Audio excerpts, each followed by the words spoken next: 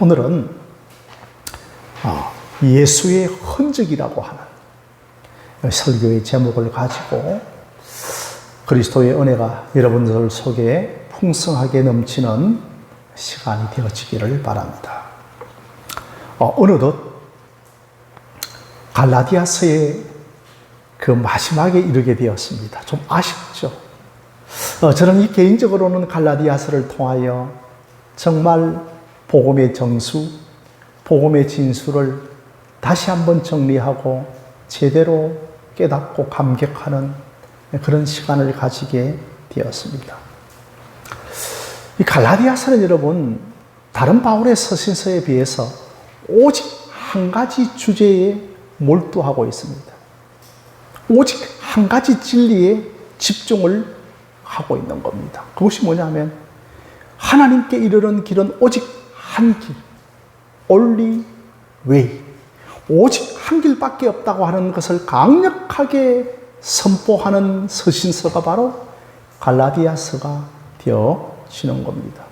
이 바울의 여러 서신서, 에베소서, 빌립보서, 골로새서를 보게 되어지면 성도들의 그러한 받은 은혜들, 그리고 또한 성도들이 처한 처지가 어떻게 소망을 가질 것인가, 그리고 또한 구원받은 이후의 성도들의 삶을 바울 서신서를 다루고 있지만 이 갈라디아서는 오직 한 가지 주제만을 강조하고 있는 겁니다.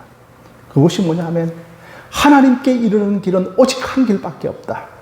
오직 예수 그리스도, 오직 은혜 외에는 없다고 하는 것을 갈라디아서는 강조를 하고 있는 겁니다.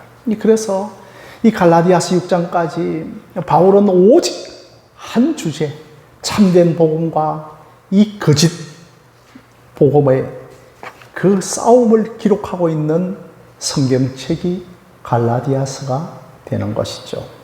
그것이 여러분 뭡니까?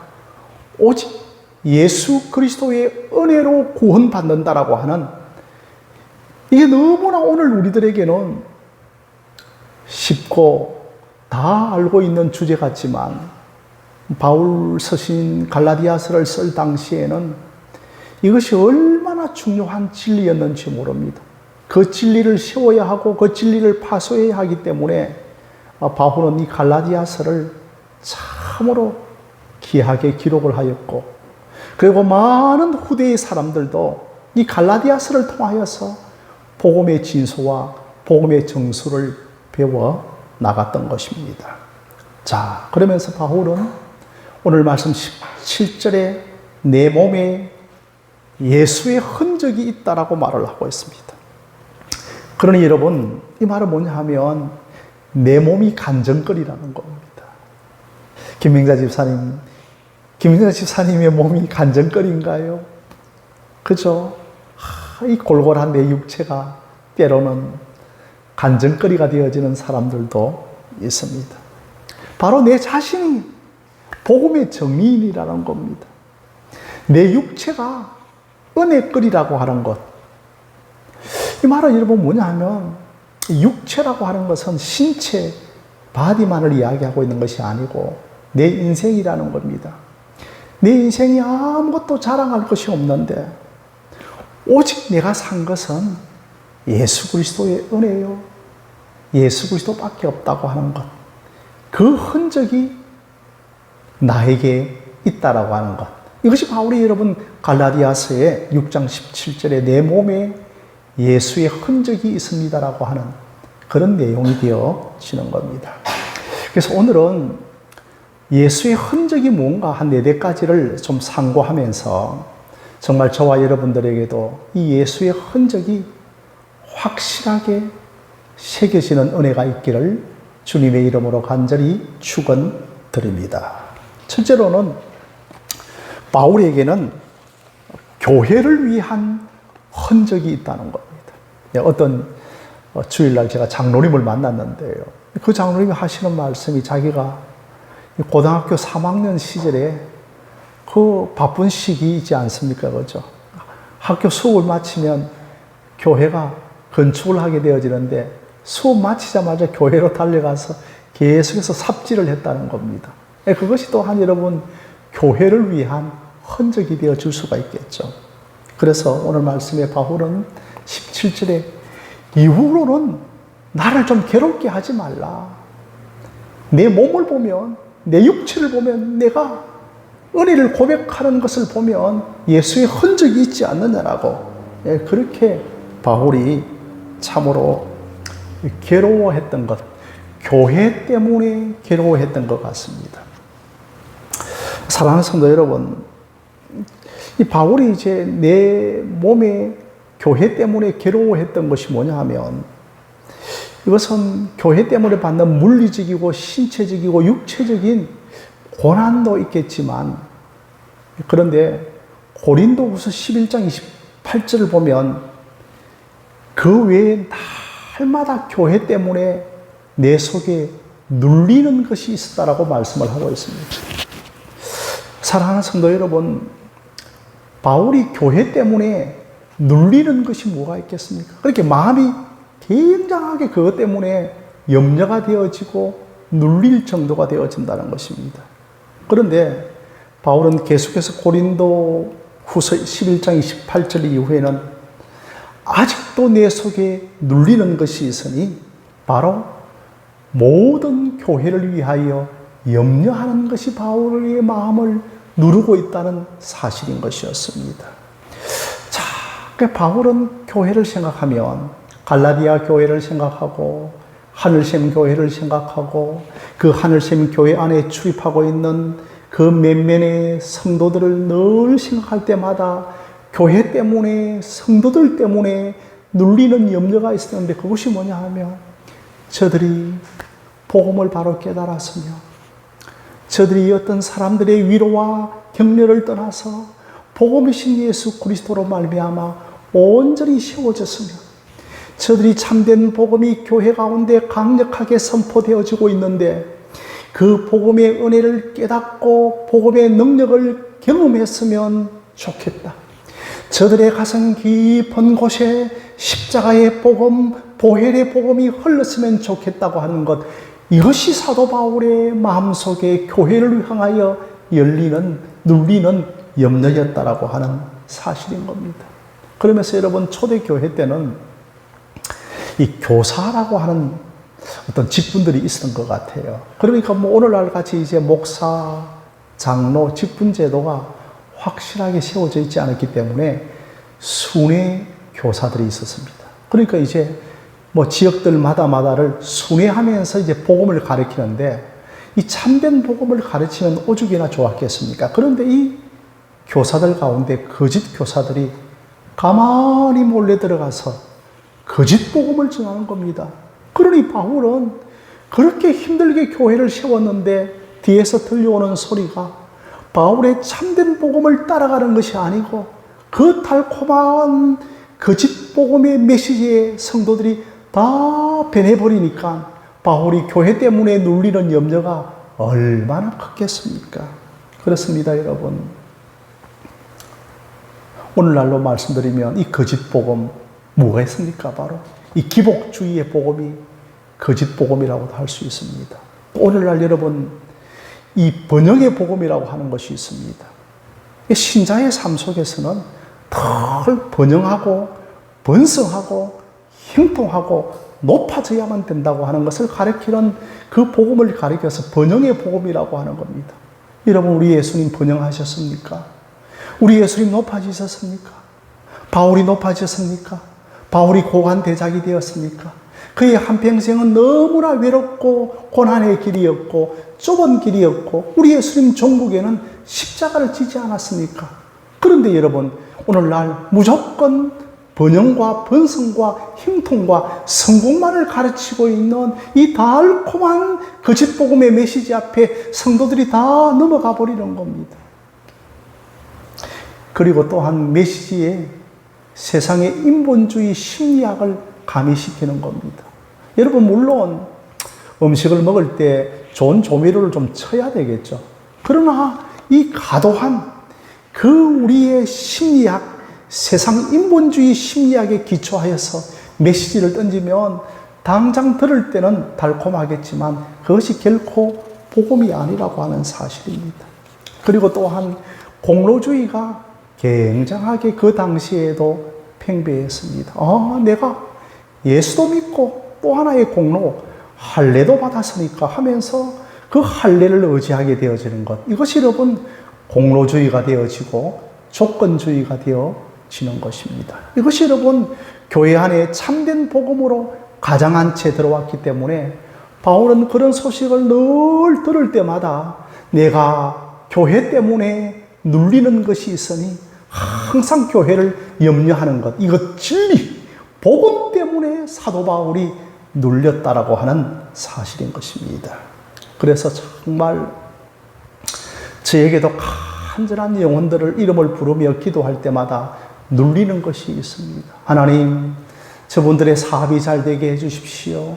치유가 되어지게 하시고 병이 고쳐지게 하여 주십시오. 이것 때문에 저도 눌리는 것이지만 궁극적으로 제게 그 영혼을 놓고 기도할 때마다 눌리는 것이 뭐냐 하면 하나님, 이 복음의 계시가 성령으로 말미암아 저 영혼에게 분명하게 계시되어져서 복음을 만나기를 원합니다.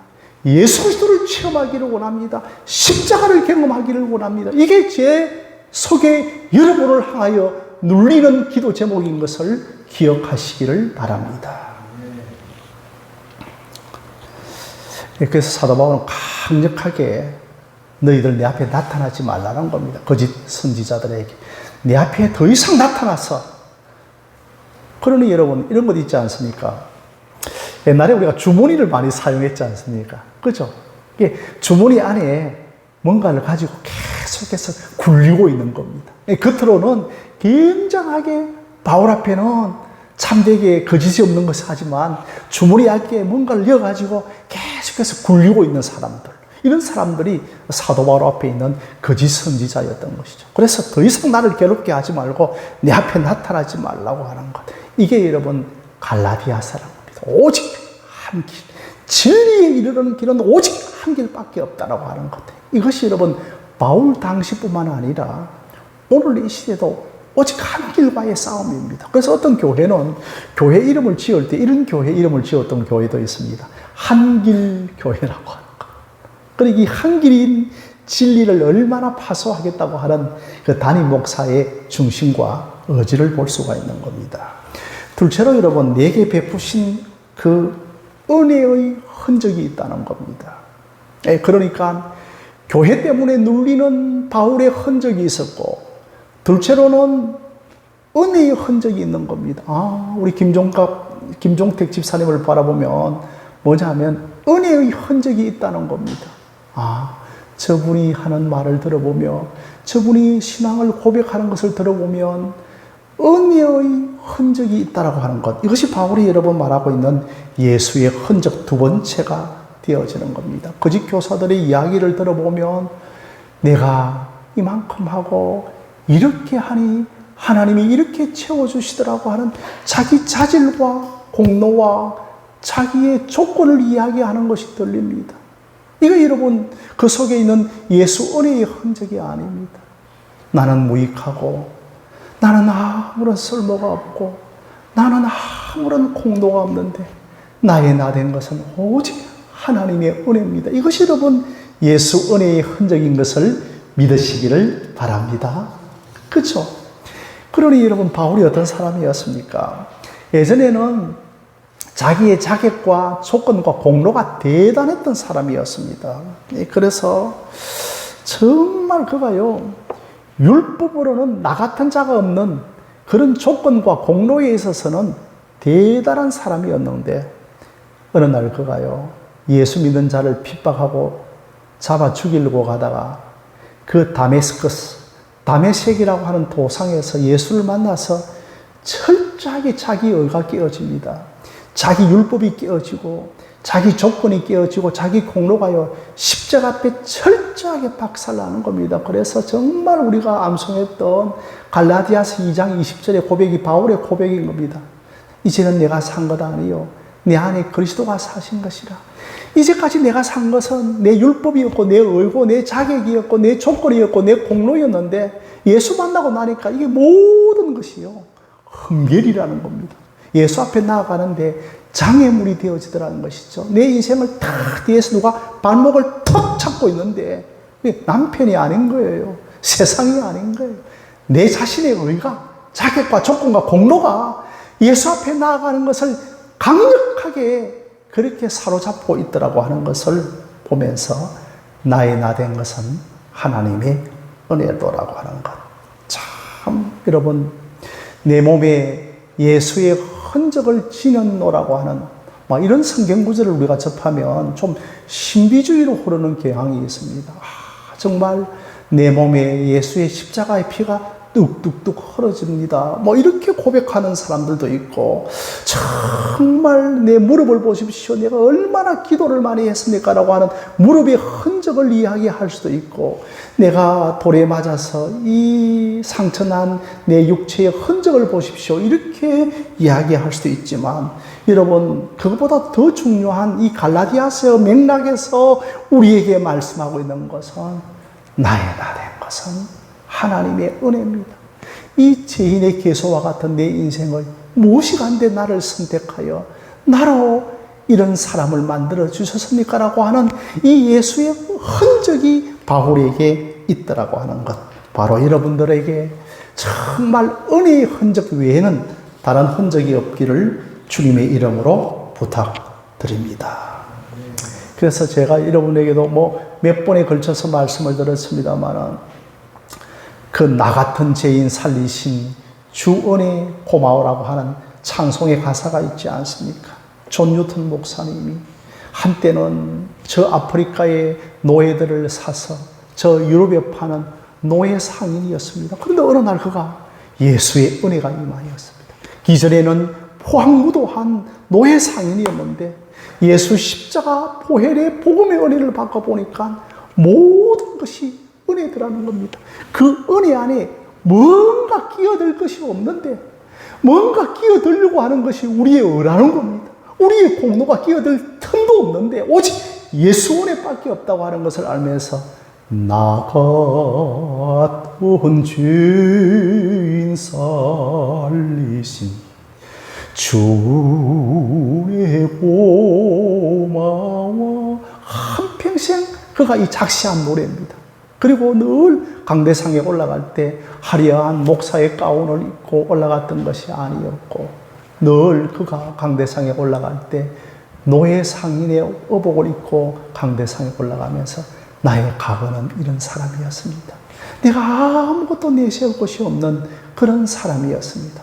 이제 나의 나 된 것은 예수 은혜의 흔적 외에는, 은혜 외에는 구원에 이를 길이 없다고 하는 이 갈라디아서의 은혜 외에는 흔적이 없다는 겁니다. 여러분, 사도 바울이 어떤 사람이었습니까? 그가 다메섹 도상에서 회심의 은혜를 경험하기 전에는 그가 바로 어떤 의미에서는 스데반 그 집사를 죽인 사람이 사도 바울이었습니다. 그런데 그 스데반을 죽이고 곧바로 성경 사도행전에는 뭘 기록을 하고 있는가 하면 사도 바울이 다메섹 도상의 회심의 은혜를 기억하고 있는 겁니다. 그러니 바울이 그 앞에는 스데반을 죽인 살인자였는데 바로 그 뒤에는 다메섹 도상에서 예수의 은혜로 거듭나는 그런 기록을 하고 있는 것은 뭘 우리에게 말하고 있는가 하면 은혜 외에는 아무것도 없다는 겁니다.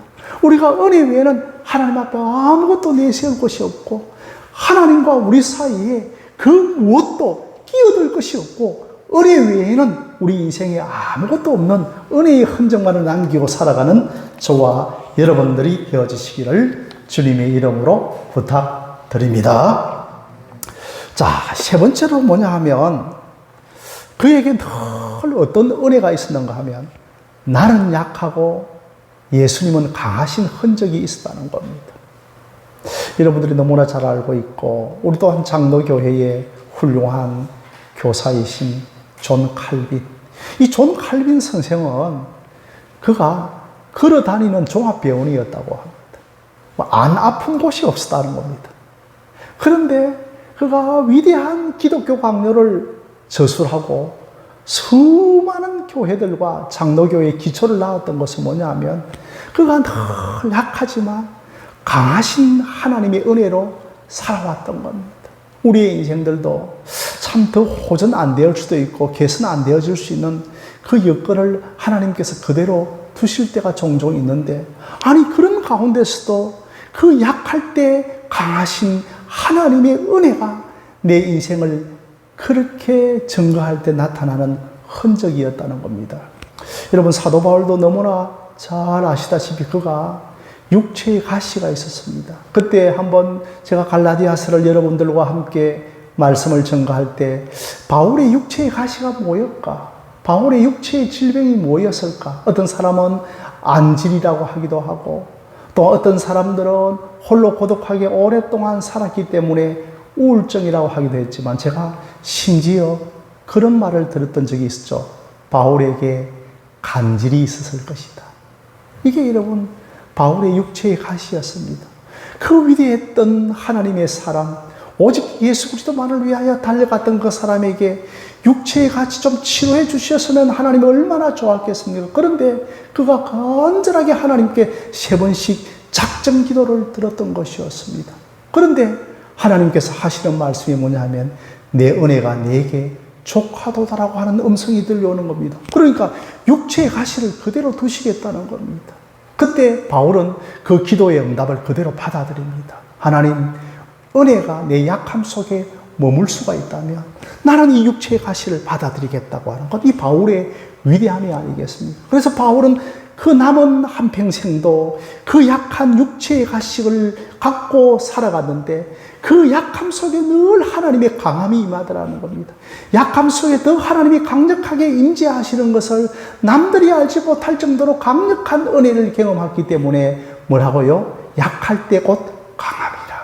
약할 때 하나님의 강력한 은혜가 그 속에 임하고 있다고 하는 것. 이것이 바로 여러분의 삶 속에 약함을 두신 예수 은혜의 흔적이라고 생각합니다. 그러므로 여러분의 약함들이 많이 있을 때마다 예수의 은혜를 의지하십시오. 그때마다 강하신 하나님의 은혜가 여러분의 삶 속에 임하여서 참 우리 김 집사님을 바라보니까 예수 은혜의 흔적이 많은 것 같아요. 여러분, 요셉에게 하나님의 함께 하심의 은혜가 흔적이, 요셉 자신 스스로가 그렇게 자랑한 것이 아니지 않습니까?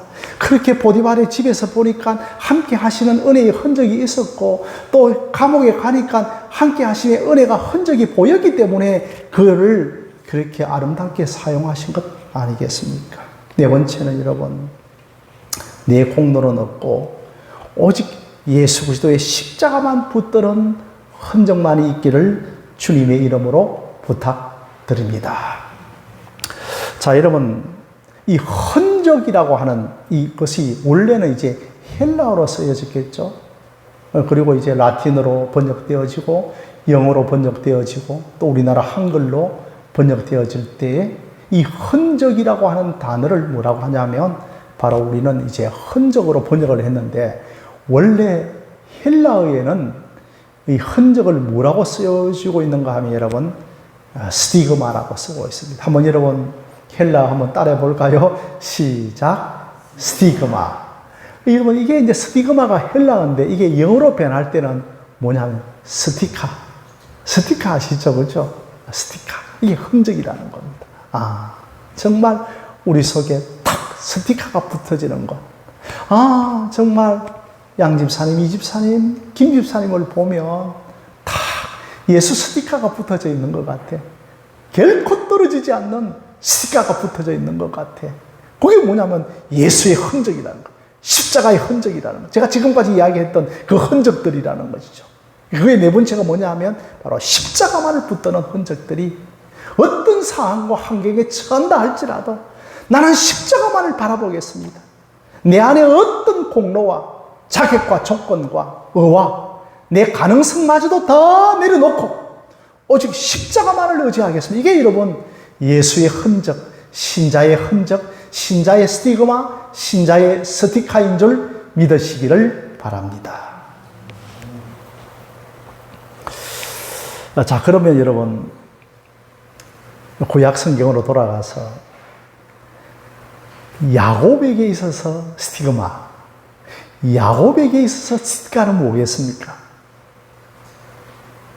그 야곱의 가장 처절한 기도는 그 야복 강가의 기도였거든요. 이제 잠시 후면 야복강을 건너면 형 에서를 만나지 않습니까? 20년 만에 만납니다. 철전지 원수입니다. 그러니 얼마나 밤새도록 야복강가에서 철저하게 기도했겠습니까? 당신이 나로 축복하여 주지 아니하시면 가게 하지 아니하겠나이다라고 막 레슬링을 하는데 탁 삿발을 붙들고 하나님의 천사를 보내지 않습니다. 그때 그 하나님의 천사가 그 야곱의 한도뼈, 가장 중요한 뼈의 힘줄이잖아요. 그죠? 그걸 탁 치니까 뼈가 위골이 되어져 버립니다. 그러면서 이제 여러분, 버니엘의 아침이 옵니다. 그 버니엘의 아침, 나루터에서 동이 확 트오릅니다. 그때 성경은 뭐라고 우리에게 말씀을 하고 있는가 하면, 바로 버니엘의 동이 터오를 때에 야곱은 절었더라고 합니다. 여러분, 절었더라 말 아시죠? 그죠? 다리를 이렇게 쩔뚝쩔뚝 하면서. 그러니까, 그때 위골이 되어졌기 때문에, 한두 달 전에는 이제 위골이 짜 맞춰졌겠지. 이게 아니고, 평생 약함으로 살아갔다는 겁니다. 평생 야곱이 뭐냐면, 불구로 한쪽을 저는 불구로 살아갔지만, 그에게는 뭐가 있습니까? 이제는 그 가장 중심축이 되어지는 뼈를 하나님께서 치셨다고 하는 것은, 이제 나는 주님 앞에 무능합니다. 나는 주님 앞에 내세울 것이 없습니다. 나는 이제 가능성이 없습니다. 오직 내가 십자가만을 붙들겠습니다. 그러면서 그는 버니엘과 그 야복강을 건너갈 때 기뻤을 것입니다. 약할 때 내가 십자가만을 붙들어온 그 은혜를 주셨기 때문에요.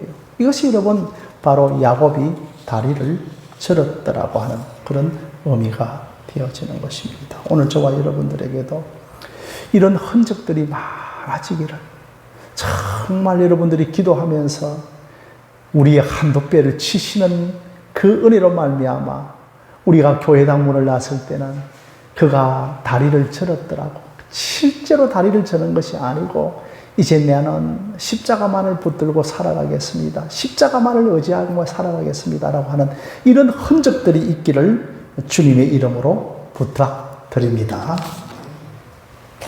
자, 여러분, 이제 마지막으로 여러분 말씀을 보시면, 우리는 네 번째입니다.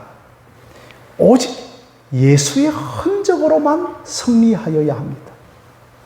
이 말이 뭐냐면, 우리에게 가장 주신 흔적이 뭡니까? 십자가라는 겁니다. 우리의 승리는 오직 십자가만을 의지하여 승리해야 한다는 겁니다. 오직 우리는 예수의 흔적으로만 승리해야만 하는 겁니다. 그 외에 다른 것이 끼어들어서 내가 그것으로 내 인생이 성공하고 승리하였다라고 말할 수 없는 겁니다. 오직 우리는 예수 흔적만을 붙들고 나는 이제 승리하였습니다라고 고백을 할 수 있어야 하는 겁니다. 여러분들이 모세 이후에 가장 유명한 지도자가 여호수아가 아닙니까? 그죠? 그 모세에 비해서 한없이 약한 자였습니다. 모세는 전무후무한 하나님의 사람이었고, 하나님을 대면했던 사람이 모세였습니다. 거기에 비하여 정말 가방 하나 들어주는 시종에 불과했던 사람이 바로 여호수아였던 것이었습니다. 그런데 하나님께서 여호수아 1장 5절에 여호수아에게 뭐라고 말씀하고 있는가 하면, 여호수아야, 강하고 담대하라. 정말 강하고 담대하라. 내가 너와 함께하고 내가 너를 버리지도 아니하고 떠나지도 않을 것이라고, 그렇게 딱 하나님의 흔적을 여호수아에게 줍니다. 여호수아는 그 흔적 붙들고 살아갑니다. 나는 이 흔적만 붙잡고 살아가야 밖에 없다. 내가 모세에 비해서 가문이 좋나? 내가 모세에 비해서 가진 것이 있나? 내가 모세에 비해서 능력이 있나? 나에게는 아무런 흔적이 없다는 겁니다. 자기가 가지고 있는 흔적은 아무것도 없는데 오직 하나님이 함께 해주시겠다고 하는 그 흔적만을 내가 갖고 살아가야겠다고 여호수아 1장에서 여호수아가 다짐을 하는 겁니다. 그래서 그가 하나님이 나와 함께 하신다, 하나님이 나와 끝까지 함께 하신다고 하는 이 함께 하시는 이마누엘의 흔적을 붙들고 나아갔을 때 여호수아는 한 번도 전쟁터에서 패배한 적이 없는 그러한 사람으로 서는 것이었습니다. 사랑하는 성도 여러분, 참 그렇습니다. 이렇게 참으로 여호수아는 이런 예수의 흔적, 하나님의 흔적으로 이기고 승리하였던 것처럼 저와 여러분들도 하나님이 함께 하시는 그 은혜의 흔적, 함께 하심의 은적, 십자가의 흔적, 나의 무능하고 주님만이 하실 수 있다라고 하는 이런 강함의 흔적만을 붙들고 우리의 영적인 삶 속에서 승리하고 믿음의 생활을 잘 살아낼 수 있는 저와 여러분들이 되어지시기를 주님의 이름으로 간절히 축원드립니다.